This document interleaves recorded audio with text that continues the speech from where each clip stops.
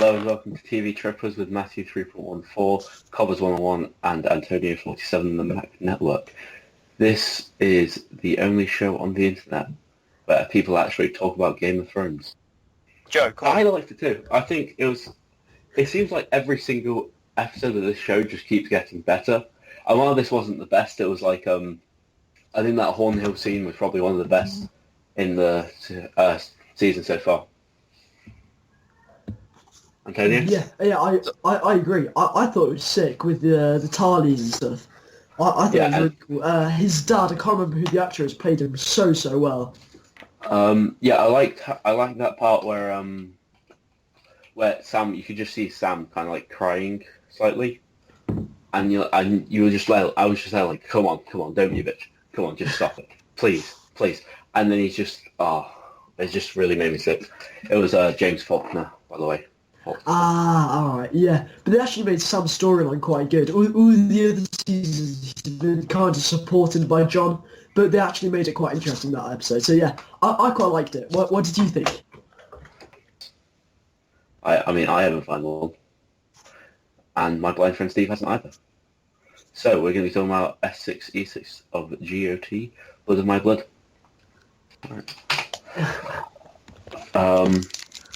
Alright, first topic is King's Landing.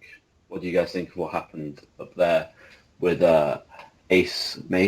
with his amazing feather-plumed hat and his speech? What do you guys think of that? I thought it was an alright speech. They made it too cringy, but I thought it was an alright speech. And I quite liked the scene. I quite liked how they're actually fighting back against the High Sparrow. But they got absolutely done, which I didn't like, because I really wanted them to beat High Sparrow. But oh well. What did you guys think? I wanted actual fighting, not just him riding up some stairs and then just having a conversation. I didn't enjoy that part. I enjoyed the overall thing, and I actually did like the speech. But I think that the fact that they had like Jamie like rolling his eyes and shit, it kind of ruined it. So I don't know. What do you think, Antonio? Yeah, I thought the speech, but I mean, you really liked it. I know you guys haven't seen the trailer, but for the people who have seen the trailer, there's a part where I thought something was going to happen involving the trailer for the season. Oh, okay. It was the first one. You guys haven't seen it, have you? No. No, but there was. I won't say what it is, but basically there was a part in it where I thought there was going to be some conflict between the High Sparrow and his army. And yeah, well, it was suggestive, but never mind, maybe not. You see, that's why you told me not to watch it, but still, yeah. Yeah. I thought there'd be more soldiers. There had like 15 soldiers. Yeah, it's meant to be most of the Tyrell army, which is meant to be massive. So yeah, it was like. I see what you mean. It would have been cooler with loads of fighting, but I think they're building up to that, so I don't mind it as long as we're going to get a fight. So I think they're only going to have one battle this season on a large scale, and I think it's going to be a Bastard Bowl. Yeah, but what's it? But that's going to be sort of like you're just going to see loads of the King's Guard, like 3 King's Guards stab like a few of the priests, and then they'll just keep it at that, and then they'll explain it. They won't go into full detail, but I think there will be a fight there by the end of the season. Yeah. What do you guys? I think Tommen, as a little prediction, I think Tommen might kill himself by the end of the season. Oh. I'm thinking about that's quite possible. I can't really imagine anyone killing him, but I can imagine him dying. So yeah. Why would he kill himself though? I think that's because he was like really sad at the end of last season, so I think he's prone to depression, and I think that he's going to get told that he's a bastard. I think this is going to be in like the 10th episode, by the way. I think that he's going to get told he's a bastard, and he's going to think, "Oh, I'm not fit to rule," and then he's going to go, "Well," and he kills himself. Damn. Yeah, but isn't there the prophecy as well, said to Cersei that all her children will die? Yeah, exactly. It's a good prediction. Oh, actually, also, Also, I think I read this. Haven't checked it, so it might not be true. That'll bring his reign to the same length as Joffrey's was when he died. Oh yeah, I heard that as well. They're like a few episodes away. Yeah. So there's not really that much to talk about the King's Landing. Who actually gets to be king after Tommen? There's no direct line. Regent. There'd be a regent, and then they decide probably Marjorie would just take over until there was another one. I think that Marjorie might impregnate herself, not magically, but she could do that, and then they'll pick a new one, or the High Sparrow will take over in some sort of Hand of the King role. Yeah, as you were saying. I think that Marjorie. I think that was all planned. Like, they weren't going to do the Walk of Shame at all. And there was no way that was going to happen because Marjorie had long hair. So they hadn't shaved her head. That's a really good point, actually. It's not as good as my door opened outward proof from last week, but I think that's pretty solid. Of course. Did you see the difference in crowds between when Cersei had to do the Walk of Shame and when Marjorie had to do the Walk of Shame? There were so many people for Marjorie compared to Cersei's, which it just tells you. The Marjorie was more beloved, or that more people wanted to see her titties? Second option. Yeah, definitely. Yeah. So moving on. Quick one here. Not going to speak about this for a while, but what do you think of Walder Frey's scene? It was alright. It was nice to see that. Well, it wasn't nice. It was cool to see that he's still sort of there, still being a dick. But I quite like how the Tullys are fighting back and stuff. I thought it was pretty cool. Antonio, what did you think? I hadn't really thought much about him, and when he came back, it didn't really bother me that much. He was just sort of there. It was a scene. It wasn't. Nothing really happened. Really, I enjoyed it. I thought that was a good scene. I think that I don't think that enough people. Not enough people. I think he's underrated as a character. I really like him. It's just the fact that he's not in it much. Yeah, but he is really funny though, and I appreciate that. It was just were all those like women around him his children? Yeah, some of them are his children, some of them are his wives. Well, hope it doesn't mix those up. What do you think of Horn Hill, otherwise known as Land of the Tarleys? Can you hear me? Yeah. Right. Sorry. It was much more grand than I expected. I didn't expect it to be like a massive temple, like a massive land, because you wouldn't really expect Sam to come from somewhere like that. But it was I'm pretty nice sure to see. He said it before. Yeah, but I haven't really paid much attention to his character. Well, I mean, the way the kind of character he was really bookish. He was overweight. I think that kind of indicates that he had money, and he had money because poor people don't often, in those type of lands areas, they aren't often the overweight kind. They don't have food to eat. So. I see what Antonio's saying. Like, I didn't expect him to have such a big house and stuff.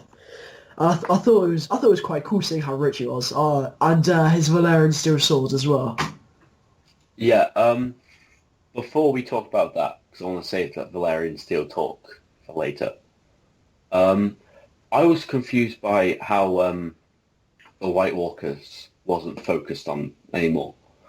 Because if I'm Gilly arguing for Sam, I'm going to focus on the fact he killed something that hasn't shown up in 8,000 years.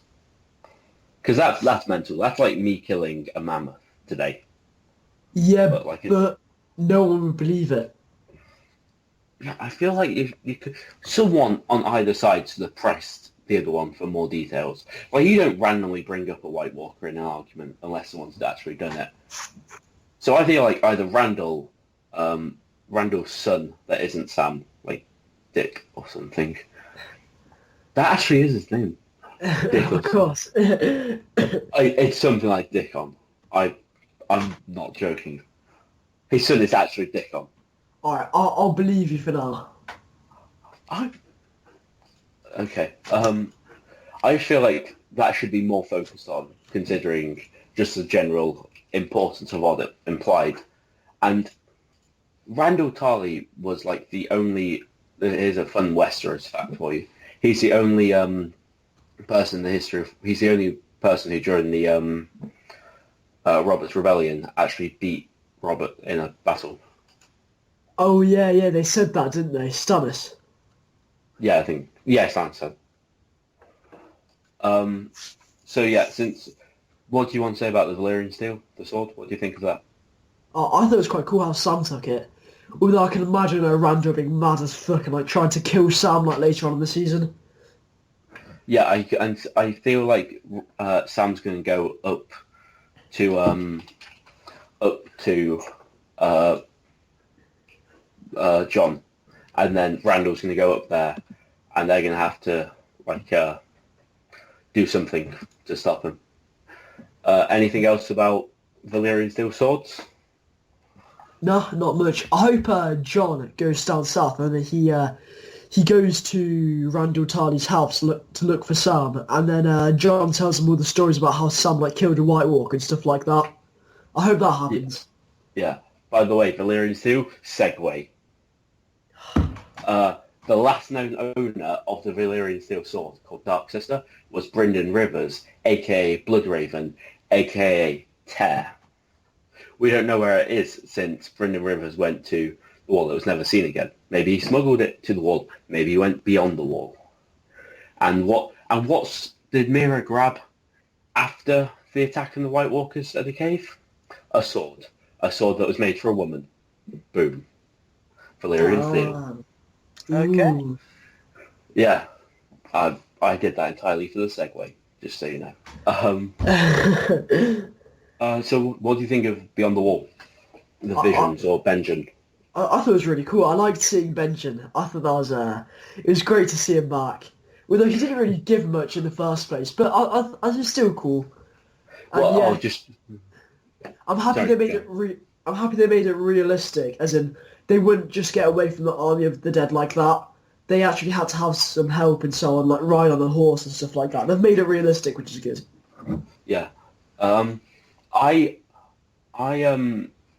feel like that's going to be a bit awkward when they go back to the wall, if they do go back to the wall. And you just imagine Bran walking up to Jon and going, "Hey Jon, I found their Uncle Benjen." And then Jon goes, "Some 14-year-old cunt did this to me before.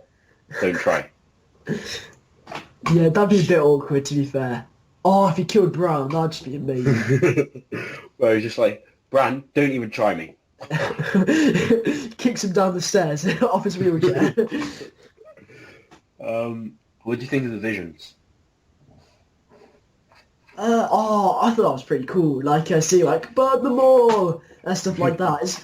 I love all the Robert's Rebellion stuff, and I really hope they do a spin-off series of it, because I just think it's so cool. So yeah, I dig it. I hope they explore it more. Yeah, I feel like that was just the ultimate binge watch. But yeah, what do you guys think of that Jaime scene where he walks in and he stabs him and he sits on the throne? That was quite interesting. It was, like Joe said, it's really good to see all the flashbacks of past stuff, because it's a lot more interesting than what's happening at the moment, I think, for now. But it'd be really good to see like Rhaegar and Robert, their duel at the Battle of the Trident. I know that's going a bit off topic, but I'd really like to see that. If we're talking about battles we'd like to see, I'd like to see Stannis and Manners doing some shit. That'd be quite cool. In the war. Well, like defending Winterfell with only like 300 men. No, I mean, did he actually do that? Apparently, yeah. He said, like, Robert told me to hold it with like so many men, and I did it. 20 good men? It may have been 20. I don't know. No, that was It from you. like a couple of seasons. That was from last season. Joe, do you remember that? Cobblers. I don't give a fuck. Joe, do you remember that? No, I can't. The only thing I remember about Winterfell are that Benjen stayed behind. No, the 20 good men. Oh, I don't remember that at all. Oh, well, I think Ramsay says, all I need is 20 Oh, good men. yeah, 20 good men, then he goes and burns like a section of Sansa's army. I remember. No, this is actually one where Stannis says that Robert told him to hold Winterfell with, like, so many men. How many was it? Yeah, no. I think it was 300. I don't. I was just referring to something from last season. What an entertaining show.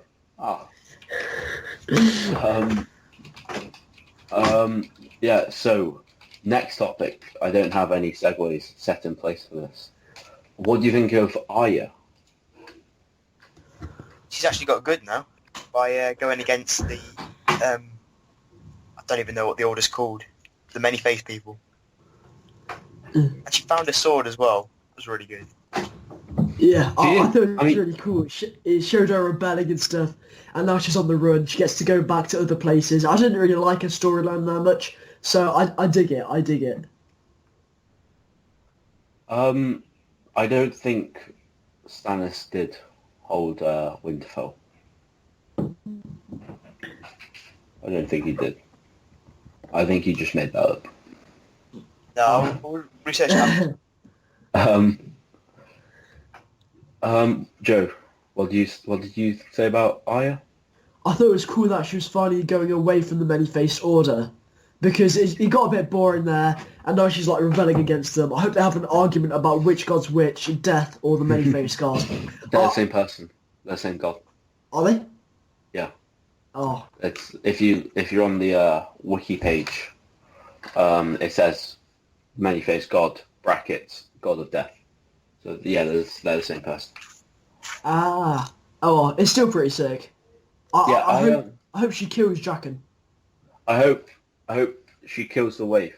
Then she goes to Jaqen, and then she's like, "Hey yo, bruh, what do we say to the god of death? Not today. What the?" And she murders him. That'd be sick. I didn't like Jaqen. Jaqen used to be so cool in season 2, was it? And then he just got really bad. Like, he was our sexy Jesus, and now he's our boring Jesus. He went from Jesus all lean fisherman's body on the cross to Jesus when he's actually preaching. True that. It's just sad. Yeah. I like the idea that she's going to take the waif back to. I think what's actually going to happen is she's going to take the waif back to bloody that guy, Jaqen, and she's going to say, "One face or another, one life or another. Many-faced God doesn't care." And then she's going to leave. Yeah, that'd be cool. Actual prediction is that. So, alright, so that's pretty much all the conversation we can have about the whole episode. Any predictions? To be honest, Would you like to say the name of the next episode, Matthew? Oh, the name of the next episode? I forgot. It's The Broken Man. The Broken Man.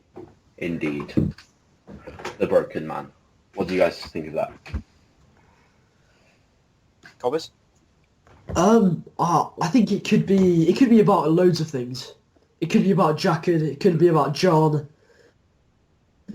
It could be about so many. I think they're going to focus on Jon because I missed him out in this episode. So I think it'll be about Jon, if anything.